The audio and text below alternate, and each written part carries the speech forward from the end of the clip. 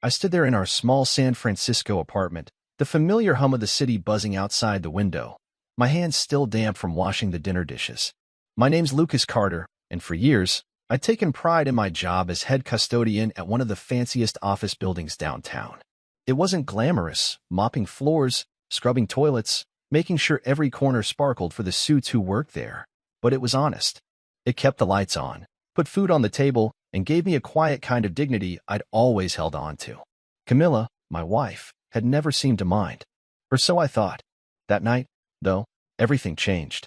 She walked in from her shift at the boutique, her heels clicking sharply against the hardwood floor, her face tight like she'd been holding something in all day. I could tell something was off, but I didn't push. I never did. She dropped her purse on the counter, avoided my eyes, and then, after a long pause, she finally let it out. "Please, don't come to my sister's wedding," she said, her voice low but firm. I frowned, wiping my hands on a dish towel, confused as hell. "Why?" I asked, thinking maybe I'd missed something, some family drama I hadn't caught wind of. She sighed, heavy and irritated, like I was making this harder than it needed to be. "I don't want people to know you're just a cleaner," she said. The words hit me like a punch to the gut. Just a cleaner. I stood there, staring at her, my mouth dry, trying to process it. I'd never hidden what I did, never saw a reason to. But the way she said it, like it was some dirty secret, made my chest ache. Before I could even find words, she kept going, her voice colder now, sharper. "I will say you're dead," she said. "Never contact me again." I froze. Dead? My own wife was ready to bury me, erase me from her life like I was nothing. I looked into her eyes, those hazel eyes I'd fallen for years ago, and saw nothing but resolve. No regret, no softness, just a woman who'd already made up her mind. I'd always known Camilla came from money, a family with fancy dinners and big houses, while I was just a guy from the working side of town. But ashamed? That was new. That cut deeper than anything I'd ever felt. I didn't yell. I didn't beg. I just stood there, the silence stretching between us, heavy and suffocating. "You're serious," I finally said, my voice quieter than I meant it to be. She didn't answer, just turned away, her shoulders stiff. That was it, then. Years of marriage, cooking together, laughing over dumb TV shows, holding her when she cried about her dad passing gone. All because I wasn't good enough for her sister's big day. I don't even remember deciding to leave. It just happened. I walked to our bedroom, pulled my old duffel bag from the closet, and started shoving clothes inside. My work boots, my flannel shirts, the socks with holes I'd been too lazy to throw out. Every piece felt heavier than it should have, like I was packing up more than just stuff. I was packing up me. She didn't stop me. Didn't say a word. I zipped the bag, slung it over my shoulder, and glanced at her one last time. She was staring out the window, arms crossed, like I was already gone. Maybe I was. I stepped out into the cool night air, the door clicking shut behind me, and felt the weight of it all crash down. A broken man, that's what I was. Not because I'd lost her, but because I'd lost something I didn't even know I'd been holding on to, her respect. The streetlights flickered as I walked, no real plan, just moving. My phone stayed silent in my pocket. No calls, no texts, nothing. She'd meant it. I was dead to her. And as I trudged toward the cheap motel a few blocks away, the ache in my chest grew, mixing with a quiet anger I wasn't ready to face. How had it come to this? How had the woman I loved turned me into a ghost? I didn't have answers, not yet. All I had was my bag, my pride, and a job that, apparently, wasn't worth a damn to the one person who mattered most. I woke up in that cramped motel room, the thin mattress creaking under me, the faint smell of bleach and old cigarette smoke hanging in the air. My name's Lucas Carter, and after Camilla kicked me out, told me I was dead to her, I didn't have much left but my job. Head custodian at one of San Francisco's slickest office buildings. It wasn't much to some people, but it was mine. I'd spent years making sure every floor gleamed, every trash can was emptied, every window spotless for the corporate types who barely noticed me. After that night, with my marriage in pieces, I didn't know what else to do but throw myself into it. Work was the one thing I could control, the one place where I still felt like I mattered. My crew, Omar, Tony, and Elena, noticed I wasn't myself. I'd always been the guy cracking jokes, keeping things light while we scrubbed and swept, but now I was quiet, my head down, my hands moving faster than my mouth. Omar raised an eyebrow one morning, mopping beside me, but he didn't ask. Tony gave me a nod, like he knew something was up but figured I'd talk when I was ready. Elena, though, she watched me a little closer, her dark eyes soft with worry. I didn't say anything. What was there to say? My wife was ashamed of me, wanted me gone. I kept it locked inside, let the rhythm of the work drown it out. The building was my kingdom, 30 floors of glass and steel, and I knew every inch. That morning, I was up on the 30th, checking the supply closet, making sure we had enough paper towels and cleaner for the day. The sun was just breaking over the skyline, casting long shadows across the polished floors, when I heard footsteps behind me. Heavy, deliberate. I turned, and there he was, Benjamin Lancaster, CEO of Lancaster Holdings, the guy who owned half the damn city. I'd seen him before, striding through the lobby in his tailored suits, but we'd never spoken. He was tall, gray hair slicked back, eyes sharp like he could see right through you. "You must be the head of cleaning here," he said, glancing at my uniform, the name tag stitched with Lucas and faded thread. His voice was deep, steady, not a hint of judgment. I straightened up, wiping my hands on my pants, feeling a little exposed. "Yes, sir," I said. "That's me. I just do my job." He nodded, like he was sizing me up, then surprised me with a small smile. "Honest work is the foundation of any great business," he said. "My father started as a janitor before he built this empire. Never forgot where he came from." I blinked, caught off guard. A janitor? This guy's dad? Lancaster was a legend, billions in real estate, a name that meant power, and here he was, talking about mops and brooms like they mattered. I didn't know what to say, so I just nodded again, my throat tight. "I've heard good things about you," he went on, adjusting his cufflinks. "Keep it up." Then he walked off, his polished shoes clicking against the floor I'd buffed the night before, leaving me standing there, stunned. I turned back to the supply closet, my hands shaking a little as I grabbed a stack of towels. Honest work. Foundation. The word stuck with me, rolling around in my head all day. Camilla had never seen it that way. My job was a stain to her, something to hide. But this man, this titan, looked at me like I was part of something bigger. It didn't fix the hole she'd left, didn't erase the sting of her telling me I wasn't good enough, but it lit something small inside me, a flicker of validation I hadn't felt in years. I spent the rest of the shift moving faster, checking every detail twice. Omar caught me wiping down a railing that was already clean and laughed. "You trying to impress someone, boss?" he teased. I smirked, shrugging it off, but inside, I was holding on to Lancaster's words like a lifeline. My marriage was shattered, sure, but I still had this. My hands, my work, my pride. The elites upstairs might not know my name, but the building did. Every shining floor, every streak-free window, it was mine. And for the first time since Camilla turned her back on me, I felt like maybe that was enough. Not forever, maybe, but for now. I clocked out that night, the city lights glowing outside, and walked back to the motel, my steps a little lighter. I wasn't healed, not even close, but I wasn't nothing. Not yet. I was sitting on the edge of that lumpy motel bed, the TV flickering with some late-night show I wasn't really watching, when the mail came. "My name's Lucas Carter, and after Camilla told me she'd say I was dead, I've been trying to keep my head above water. Work kept me busy, kept me sane, but the nights were harder, quiet, empty, just me and my thoughts. That day, though, the quiet got louder. I'd grabbed the stack of envelopes from the motel office, mostly junk, ads for car insurance, a pizza coupon until I saw it. A thick envelope with her handwriting on it, neat and sharp, like everything about her. I knew what it was before I even opened it. Divorce papers. My hands felt heavy as I tore it open, the pages crisp and cold, all legal words and signatures staring back at me. I flipped through them, my eyes blurry, not really reading, just letting the reality sink in. She'd moved fast, faster than I'd expected. Years of marriage, and she couldn't wait to wipe me out of her life for good. Then I got to the last page, and there it was, a little note stuck on with a paperclip, written in her slanted cursive. "Don't contact me again. It's better this way." I stared at it, my chest tight, my breath stuck somewhere between anger and disbelief. Better this way? For who? For her, sure. Her fancy family, her sister's perfect wedding, her life where a guy like me didn't fit. But for me? I dropped the papers on the bed, my hands shaking, and just sat there, the room spinning a little.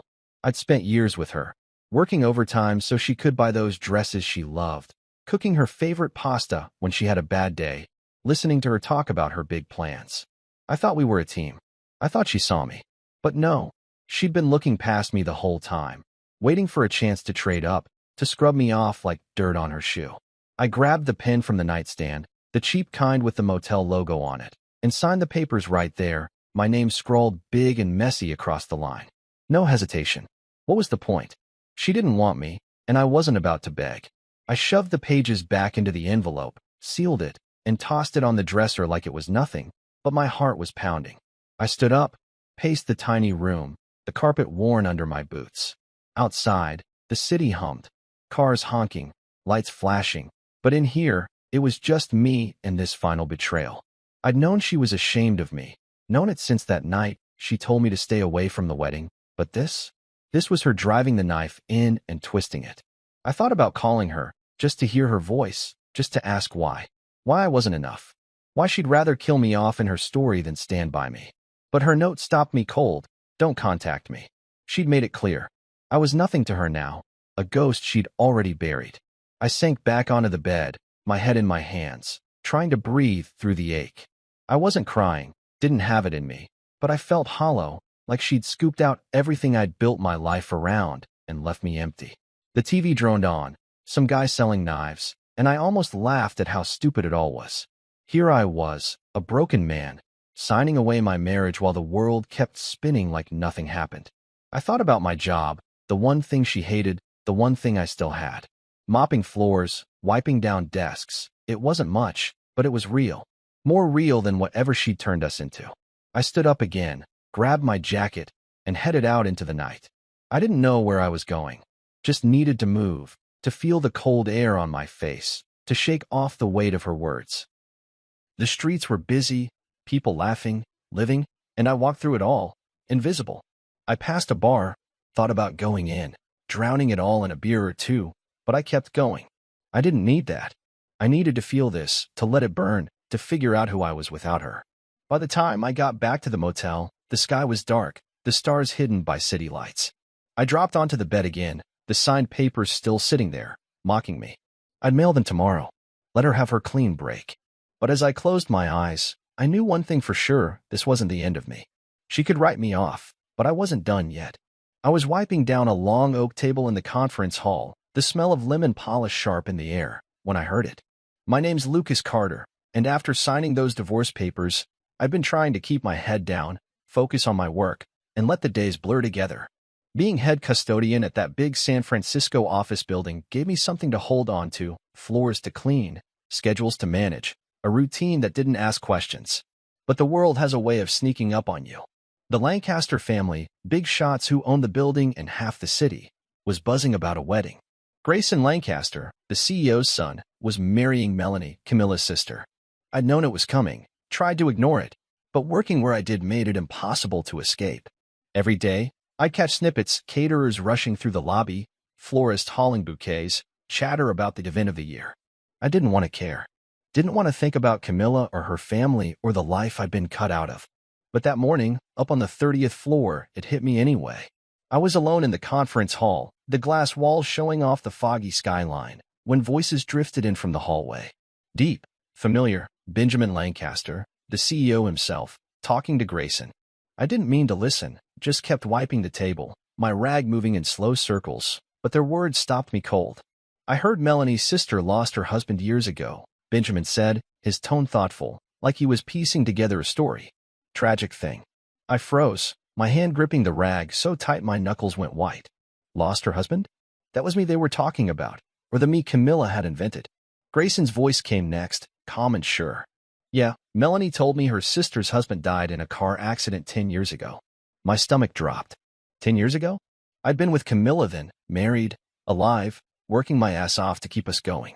No car accident, no tragedy, just a lie they'd spun to make me disappear. I stood there, the rag limp in my hand, my breath shallow. They'd erased me completely, turned me into some sad little tale to whisper about at fancy dinners. I wanted to laugh, but it hurt too much. The Lancasters kept talking, their voices fading as they walked off, but I couldn't move. My mind was racing, replaying Grayson's words, Melanie's lie, Camilla's cold note, don't contact me. They'd built this whole story, buried me in it, and I hadn't even known. I dropped the rag on the table, my hands shaking, and leaned against the edge, staring out at the city. How long had they been telling people this? Was it just for the wedding, or had Camilla been planting this seed for years? I thought about her family, her mom with her pearl necklaces, her dad who'd barely shaken my hand when we met, Melanie with her perfect smile. They'd always looked at me like I didn't belong. But this was next level. I picked up the rag again, started wiping, harder now, like I could scrub the whole damn thing away. The table was already clean, but I kept going, my arms burning, my chest tight. I didn't know what to do with it, this anger, this betrayal. Part of me wanted to storm over to Camilla's place, bang on her door, demand answers. Why a car accident? Why 10 years? Why not just say we split? But I knew why. A dead husband was cleaner, sadder, something people could pity her for instead of judge her. A divorced wife of a custodian? That was messy, embarrassing. I stopped wiping, my hands resting on the table, and let out a long, shaky breath. The conference hall was quiet now, just me and the hum of the air vents. I thought about Benjamin Lancaster, how he'd praised my work, called it honest. He didn't know the half of it, didn't know the man he'd nodded to was a ghost in someone else's story. I grabbed my cart, the wheels squeaking as I pushed it toward the door. I had to keep moving, keep working, because if I stopped, I'd lose it. The lie was out there now, floating around in their world, and I couldn't unhear it. I couldn't unknow it. As I stepped into the elevator, the steel doors closing, I felt something shift inside me.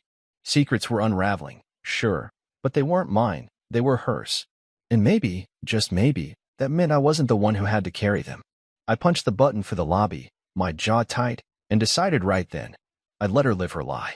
For now, I was sprawled out on the motel bed, the lumpy mattress digging into my back, staring at the cracked ceiling like it might give me answers. My name's Lucas Carter, and I've been trying to forget about the wedding, Melanie's big day with Grayson Lancaster, the event that had my ex-wife Camilla pretending I'd been dead for a decade. Work kept me busy, kept my hands moving, but that Saturday, I had no shifts, no floors to mop, nothing to distract me.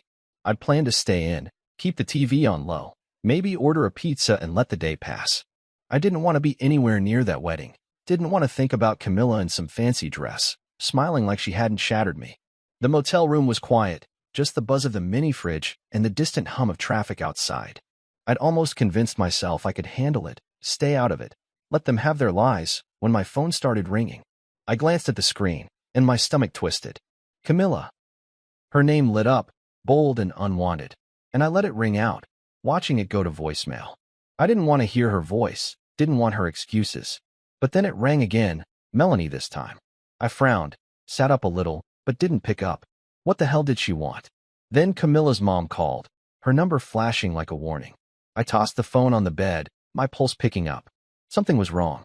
It kept going, cousins I barely remembered, numbers I didn't even recognize, one after another. Notifications piled up, buzzing like flies I couldn't swat away. I grabbed the phone, muted it, but the screen kept lighting up. Camilla again. Third time. I stared at it, my thumb hovering over the button, every muscle in me screaming to let it go. But something in my gut wouldn't let me. I answered. What? I said, my voice rougher than I meant it to be. Her breathing came through first, shaky and uneven. Then her voice, small and broken. Lucas, please come to the wedding. I need you. I almost laughed, the sound catching in my throat, bitter and sharp. Why would I go? Didn't you say I was dead? I shot back, leaning forward now, my free hand gripping the edge of the bed. She was crying.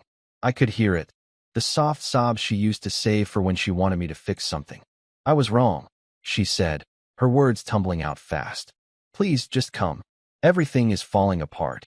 I sat there, stunned, the phone hot against my ear. Falling apart? What did that even mean? The wedding was supposed to be perfect, Melanie and Grayson, the golden couple, the Lancasters, and their money tying it all together. And now she needed me? The guy she'd erased?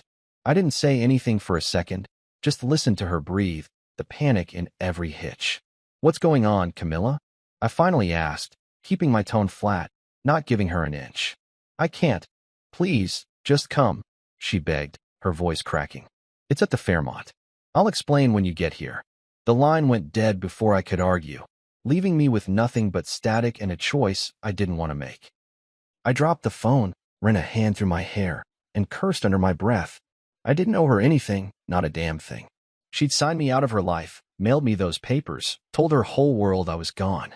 But that sound in her voice, desperate, raw, it stuck with me, tugging at something I thought I'd buried. I stood up, paced the tiny room, my boots scuffing the worn carpet. I could ignore it, let her deal with whatever mess she'd made. That's what I should have done. But my mind kept spinning. Why me? Why now? What had gone so wrong that she'd call the guy she'd thrown away?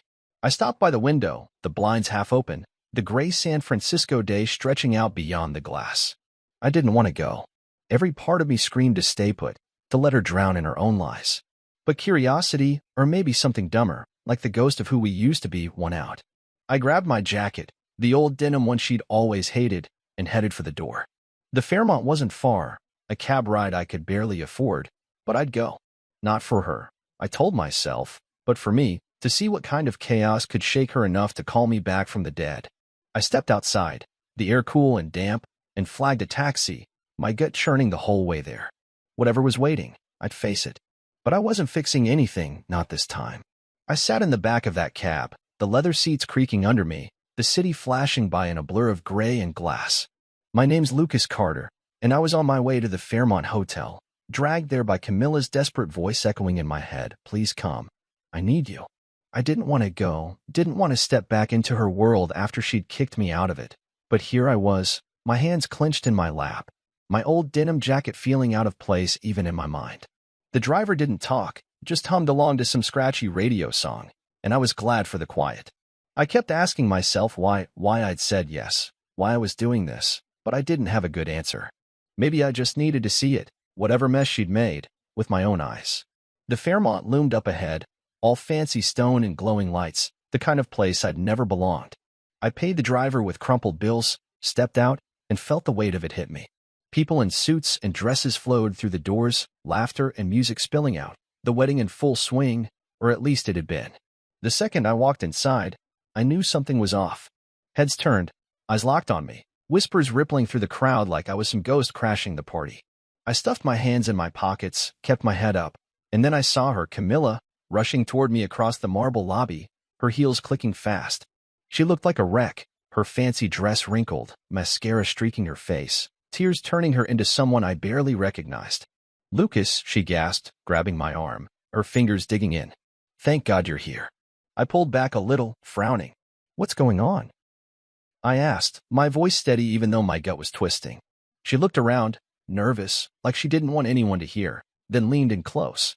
"They know," she whispered, her breath hot against my ear. I raised an eyebrow, stepping back again. "Know what?" She swallowed hard, her hands trembling. "Everything," she choked out, her voice breaking. I stood there, staring at her, trying to piece it together. "Everything? What the hell did that mean?" She grabbed my sleeve again, pulling me toward a quieter corner, away from the gawking guests. "Benjamin Lancaster found out," she said, her words spilling out fast. "He knows you're not dead, knows I lied about it all. He confronted Melanie and me, and Grayson, oh God, Grayson's furious. He's talking about calling off the wedding." My head spun. Benjamin Lancaster, the CEO who'd praised my work, knew the truth? I crossed my arms, keeping my distance, watching her fall apart. "So your lie blew up," I said, keeping it simple, my tone flat. "And now what?" Her eyes went wide, pleading. "You have to fix this, Lucas. Please." I almost laughed right there, the sound bubbling up bitter and sharp. "Fix it? Me? The guy she'd thrown away? And why would I do that?" I asked, leaning against the wall, my jaw tight. "You told them I was dead. You signed me out of your life. Why the hell should I clean up your mess?" She flinched, tears spilling faster now, but I didn't soften. I'd spent years bending over backwards for her, working late, swallowing her little digs about my job, and I was done. "I was wrong," she said, her voice small. "I know that now. I shouldn't have. I didn't mean what?" I cut in, stepping closer, my voice low but hard. "To tell your whole family I died in some fake car accident? To make me a stranger in my own life? What didn't you mean, Camilla?" She shrank back, wrapping her arms around herself, sobbing now. "I was scared," she said. "Scared of what they'd think. Scared of losing everything. I thought it'd be easier if you were just gone." I stared at her, the words sinking in. Easier? That's what I'd been to her, a problem to erase. I took a deep breath, let it out slow, trying to keep the anger from boiling over. "Well, it's not easier now, is it?" I said. She shook her head, her hands covering her face, and I just watched, feeling the distance between us stretch wider than ever. The lobby buzzed around us, guests milling, staff whispering. But it was like we were in our own little bubble, her desperation and my coldness filling the space. I didn't know what she expected me to do, walk in there, charm the Lancasters, save her sister's wedding. I wasn't that guy. Not anymore. Please, Lucas, she said again, reaching for me. I stepped back, out of her grasp. You made this bed, I said. Lie in it. And with that, I turned, ready to walk away, except I didn't. Not yet. Because part of me still wanted to see how this played out. I stood there in that fancy Fairmont lobby, Camilla's tear-streaked face still in front of me, her pleas ringing in my ears. But I wasn't moving, not yet. My name's Lucas Carter, and I'd come this far, against every bit of sense I had, because my ex-wife begged me to fix her mess. She'd lied about me being dead, and now the truth was out, unraveling her sister's wedding to Grayson Lancaster. I could have walked away, left her to drown in it, but something held me back, maybe curiosity, maybe the old habit of wanting to help her. So I nodded, sharp and reluctant, and said, fine. Let's see this through. Her eyes lit up, relief washing over her, and she grabbed my arm again, pulling me toward the ballroom. The doors swung open, and I stepped inside, the air thick with tension, chandeliers glittering above like they were mocking the chaos below. The room was packed, guests in tuxes and gowns, waiters frozen with trays, all eyes turning to me like I'd just crashed the party. And there, at the front, stood Benjamin Lancaster, his gray hair catching the light, his face hard as stone. Next to him was Grayson, tall and stiff, his jaw clenched, and Melanie, Camilla's sister, looking pale and small in her wedding dress. The silence was deafening, pressing down on me as I walked forward, Camilla trailing behind, her breath shaky. Benjamin's gaze locked onto me, sharp and steady, and he spoke first. So, he said, his voice cutting through the room, you're the man I was told had been dead for 10 years? I stopped a few feet away, my boots scuffing the polished floor, and took a deep breath. Yes, sir, I said, meeting his eyes. But I'm very much alive. The room went dead quiet, like everyone was holding their breath, waiting for what came next. I could feel Camilla behind me, shrinking into herself, but I didn't look back. This wasn't about her anymore. It was about me. Benjamin tilted his head, studying me, and I didn't flinch. I'd faced worse than this. Guess I owe you an explanation, I said, my voice steady even though my heart was pounding. My wife, ex-wife, decided I didn't fit her story. Said I was a cleaner, nothing more, and she was ashamed of it. So she told everyone I died. Car accident, 10 years back. Signed the divorce papers and told me never to contact her again. A murmur rippled through the crowd, low and shocked, but I kept going, the words spilling out now, raw and real. I didn't know about the lie till a few days ago. Overheard it right here in your building, Mr. Lancaster. Been working my job, keeping my head down, while she built a whole life without me in it. I paused, letting it sink in, my hands flexing at my sides. That's the truth. All of it. Benjamin's expression didn't change, but his eyes narrowed, flicking to Camilla, then to Melanie. Grayson stepped forward, his face dark with anger, and turned to Melanie. You knew about this? He asked, his voice low but cutting. Melanie's hands twisted in her dress, her lips trembling. Grayson, I swear. I didn't. I mean, I knew she said he was gone, but I didn't. Didn't what? Grayson snapped, cutting her off. Didn't think it mattered? Didn't think I'd care your family's been lying to me? Melanie's face went ashen, tears welling up, and she shook her head, but it was too late. The room felt like it was shrinking, the air heavy with the weight of it all. I stood there, watching it unfold, my chest tight but my head clear. I'd said my piece, laid it bare, and now it was theirs to deal with. Benjamin raised a hand, quieting the whispers, and looked at me again. You're the head custodian at my building, he said, like he was putting it together. The one I spoke to. I nodded. Yes, sir. Been doing the job for years. Took pride in it, even if she didn't. His mouth twitched, not quite a smile, but something close. Then he turned to Grayson. Son, what do you make of this? Grayson didn't hesitate. If this family can lie about something this serious, he said, his voice cold, how do I know what else you've lied about? I refuse to marry into deception.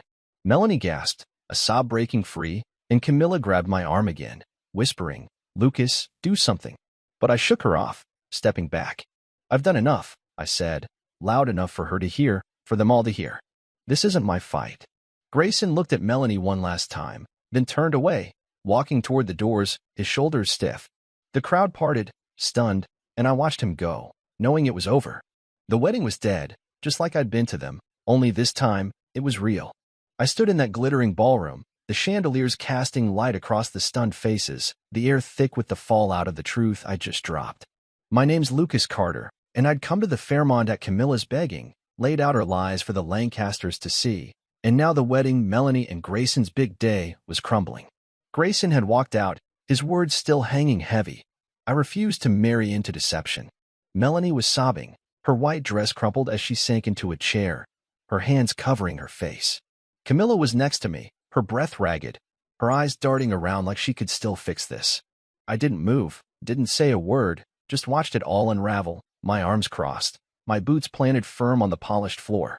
The guests were whispering, some slipping out the doors, others staring like this was some kind of show. I didn't care. I'd done what I came to do, told the truth, and now it was over. Camilla turned to me, her face a mess of tears and mascara, and grabbed my sleeve. "Lucas, please," she said, her voice breaking. "I'm sorry. I'm so sorry. Forgive me." I looked down at her, her hazel eyes wide and pleading, the same ones I'd fallen for years ago, and felt nothing.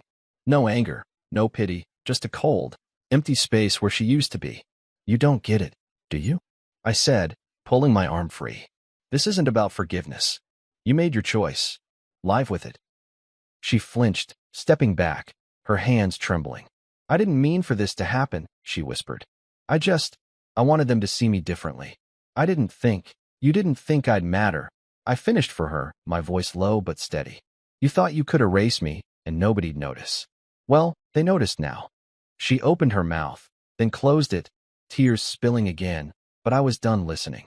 I turned away, ready to leave, when Benjamin Lancaster stepped over, his gray hair catching the light, his face calm but firm. "Hold on a minute," he said, his deep voice stopping me cold. I faced him, nodding once. "Sir." He glanced at Melanie, still crying, then at Camilla, who'd shrunk into herself, before looking back at me. "That took guts, coming here, saying what you did," he said. "I admire men who work hard and take pride in what they do. If I'd known the truth about you from the start, I'd have had a very different impression of this family." I didn't know what to say, so I just stood there, my hands in my pockets, waiting. He adjusted his tie, then dropped a bombshell. "You're wasted as just a cleaner," he said. "I want you to come work for me, head of facilities management for Lancaster Holdings. Better pay, more responsibility. You've earned it." My jaw dropped, just for a second, before I caught myself. "You serious?" I asked, my voice rough. He nodded, a small smile tugging at his mouth. "Dead serious. Think about it. Let me know Monday." Then he turned, heading back to his son's side, leaving me standing there, stunned. Camilla stared at me, her eyes wide, like she couldn't believe it either. "Lucas," she started, but I cut her off with a look. "Don't," I said. "You don't get to talk to me now." She backed off, wrapping her arms around herself, and I watched Melanie for a moment, her dream day shattered, her family's choices crashing down on her. She looked up, caught my eye, and I saw the guilt there, the regret, but I didn't soften. They'd all played their part in this lie, and now they were paying for it. I turned for the doors, the crowd parting as I walked through, my boots loud against the marble. Camilla called after me, her voice small. "Lucas, wait." But I didn't stop. I stepped out into the cool night air, the city sprawling beyond the Fairmont's glow, and took a deep breath. The wedding was off, Melanie was broken, Camilla was begging, and I was free. I didn't owe them anything. Not my time, not my help, not my forgiveness. Benjamin's offer rattled around in my head. Head of facilities management. Me, the guy Camilla was ashamed of, getting a shot like that. I almost laughed, the irony bitter and sweet all at once. I started walking, no cab this time, just me and the streets, the weight of the night lifting with every step. Camilla's reckoning wasn't mine to carry. She'd lost everything she'd chased, and I'd gained something I didn't even know I'd been looking for, a chance to be more than she'd ever let me be.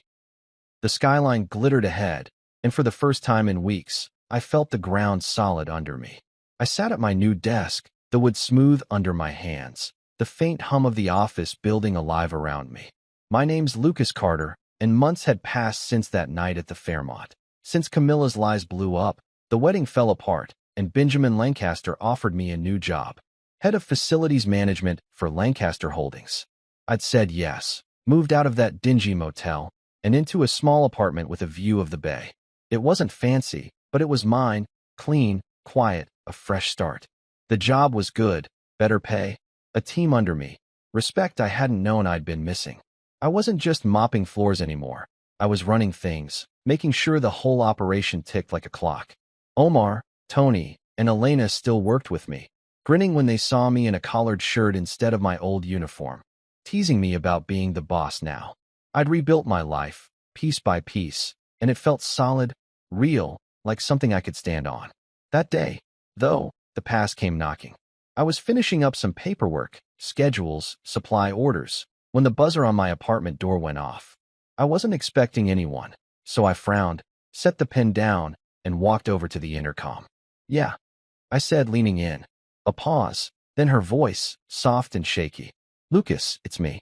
Can I come up?" "Camilla." My stomach tightened, but I didn't hesitate. "What do you want?" I asked, keeping it short. "Please," she said. "I just need to talk." I stood there, my hand hovering over the button, every part of me wanting to say no. I didn't need her dragging me back into her mess. Not now. Not after I'd finally gotten free. But something in her tone, quiet, broken, made me press it anyway. "Fine," I said. "Come up." The wait was short. I heard her footsteps in the hall, slow and hesitant, then a knock. I opened the door, and there she was, Camilla, standing in my doorway, looking smaller than I remembered. Her hair was pulled back, her coat plain, no trace of the polished woman she'd been at the wedding. Her eyes met mine, red-rimmed, nervous. "Hi," she said, barely above a whisper. I didn't smile, didn't step aside right away. "What's this about?" I asked, my arms crossed. She bit her lip, shifting her weight. "Can I come in? Just for a minute?" I sighed, moved back, and let her step inside. She glanced around. New couch, coffee table, the view through the window, and I saw her take it in, like she was seeing me for the first time.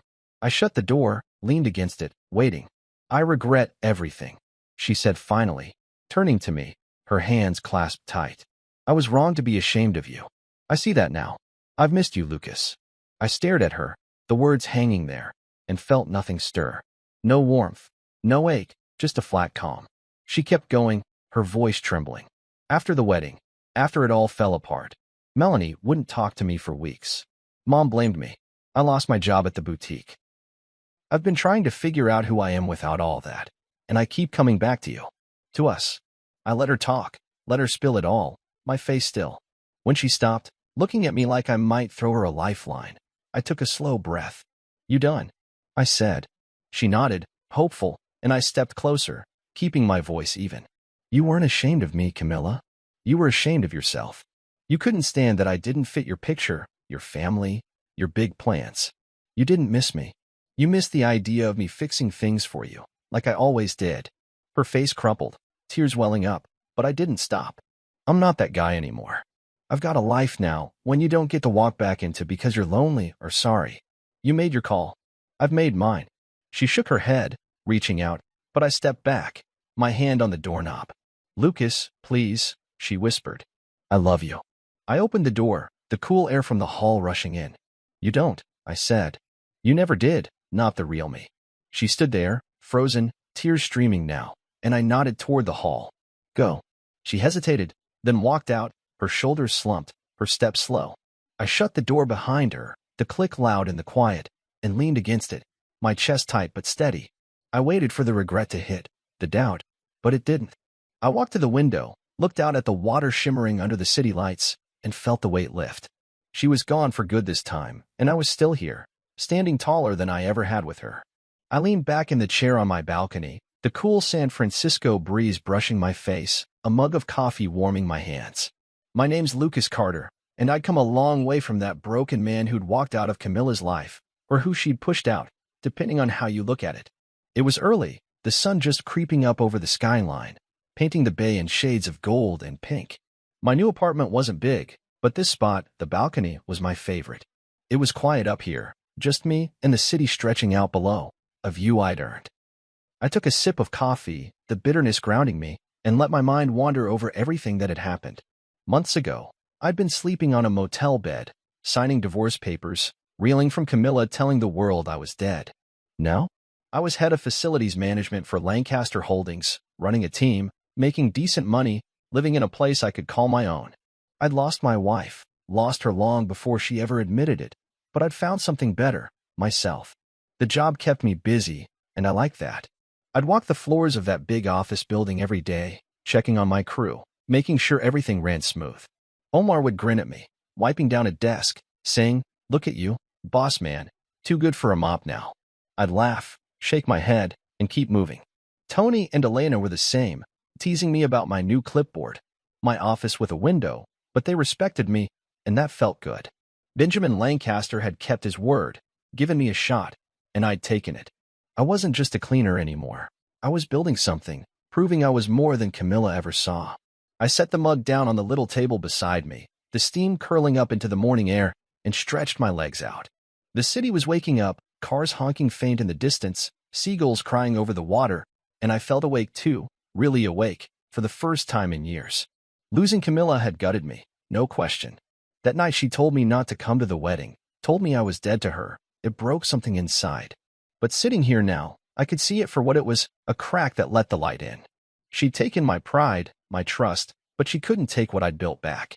I thought about her showing up at my door a while back, all tears and regrets, saying she missed me. I'd shut that down fast, closed the door on her for good, and it didn't haunt me like I thought it might. She wasn't my problem anymore. I didn't hate her, not really, just didn't need her. The coffee was cooling now, but I took another sip anyway, letting it settle me. I'd heard bits and pieces about her since Melanie still wasn't talking to her. Her mom had cooled off too, and the boutique job was long gone. She'd lost a lot, chasing that perfect life she thought she deserved, and I wondered if she ever looked back and saw where it started. Me, I didn't look back much anymore. Forward was better, new days, new chances. I stood up, leaned on the railing, and watched a ferry cut across the bay, slow and steady. My life wasn't perfect, still had bills, still had quiet nights where the past crept in, but it was mine. I'd lost a wife, sure, but I'd gained my self-respect, and that weighed more than she ever did. I thought about Benjamin Lancaster, the man who'd seen something in me when I couldn't see it myself. Honest work, he'd said, and I'd carried that with me. It wasn't just about the job, it was about who I was. I'd spent years thinking I had to prove myself to Camilla, to her family, but I didn't. I just had to prove it to me. The sun was higher now, the city fully alive below, and I smiled a little, just to myself. I'd head to work soon, put on that collared shirt, walk into that building like I belonged, because I did. The phone buzzed inside, probably Omar texting about some supply mix-up, and I'd deal with it, same as always. But for now, I stayed out here, the breeze on my skin, the coffee in my hand, the skyline ahead. I wasn't the guy Camilla had thrown away anymore. I was Lucas Carter, alive, steady, and starting over. And for the first time in a long time, that felt like enough.